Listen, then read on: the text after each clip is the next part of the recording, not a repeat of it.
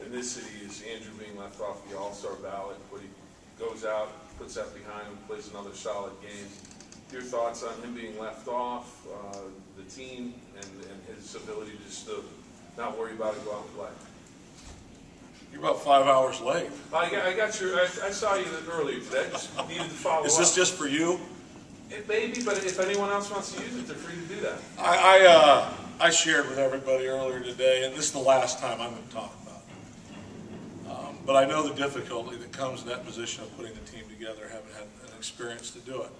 It's a tremendous challenge. It's a great opportunity. At the end of the day, more often than not, an all-star team is left off the all-star team. That being said, when I was done and we picked our team, I got calls and noise from a lot of different places about players that didn't make it. So I took my 45 seconds today to just share the fact that I thought everybody in the process whiffed on Andrew McCutcheon. Absolutely whiffed. The players to start with,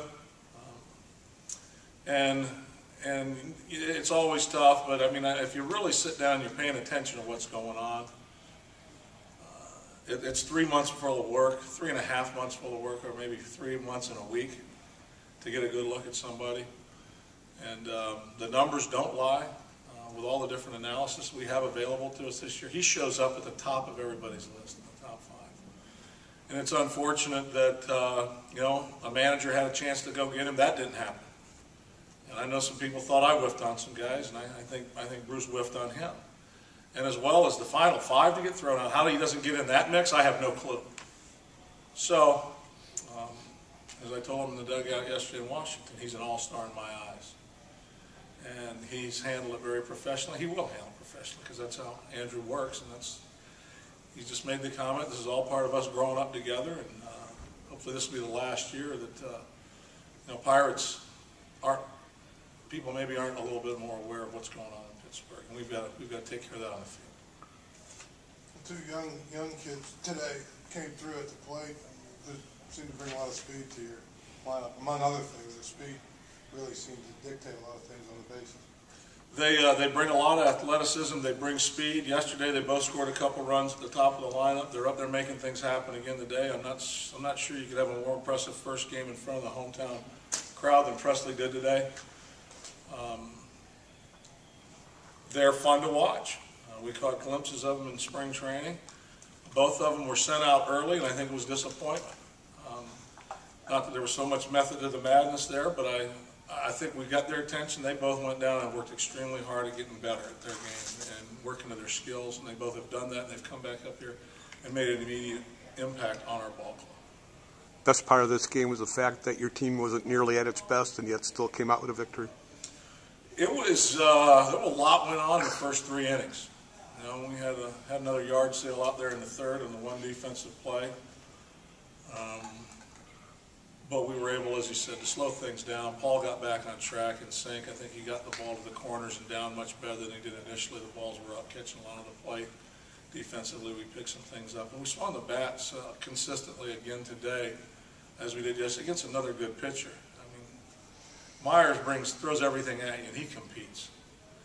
And for us to stay after it and find ways to continue to catch up first and then get ahead, you know, our guys had a lot of want to today out there in the field. Harrison going to be okay? I don't know. I saw him. He was shaking hands later. He did get dizzy in that inning, and he made the right move by letting people know and getting out. We'll see how he feels through the evening and how he feels tomorrow. It'll be nice just to back off a little bit and get a night off and then come back for a night game. We've played a large volume of innings here over the weekend and into today, and we've held up pretty well. Is he going to have concussion tests, or has he? Jen, I don't know yet. Like I said, I basically shake hands, and then I've got to hurry down here for the media. I don't have time to. I want to make sure I get to you all first. We'll check when we get back inside. But you know, I'm sure they'll talk about it, just because you don't want to take anything for granted when you experience that kind of blow or that kind of impact at the plate. Obviously, it hit him in the head, or his nose would have been bleeding. Well, you guys have 4 rookies in the lineup and half your team on the disabled list. It doesn't make a whole lot of sense that you keep winning. How do you guys keep doing this? Well, there comes a point in time in your athletic career as individuals, just believe in what you want to believe in. We don't pay attention to distractions. We don't pay attention to outside noise. We're not overly concerned about the beat on the street or the vibe anywhere else. They're focused on the job at hand. Their hands are full right now playing Major League Baseball. Some days we play it better than others. But it goes back to holding yourselves to a championship level of execution. And it's not if you're playing the Cubs or you're playing the Red Sox. We talked about that earlier. You're just trying to find a way to show up, who's ever involved, find a way to throw something in that basket. At the end of the day, it helps us win a game. They're really locked into that and committed to that. I think that's been one of the biggest reasons. Were you surprised in the sixth inning that Brett Myers hit in that situation when they had second and third? You know, I'll say this. I have my hands full managing my club. And I have the utmost respect for Brad Mills and all those coaches over there. So I don't try and figure other things out. They have a lot more information than I do. I'm not sure what went on in the series before against the Red Sox. So that's none of my business. Okay. Thank you. Thanks, Clint.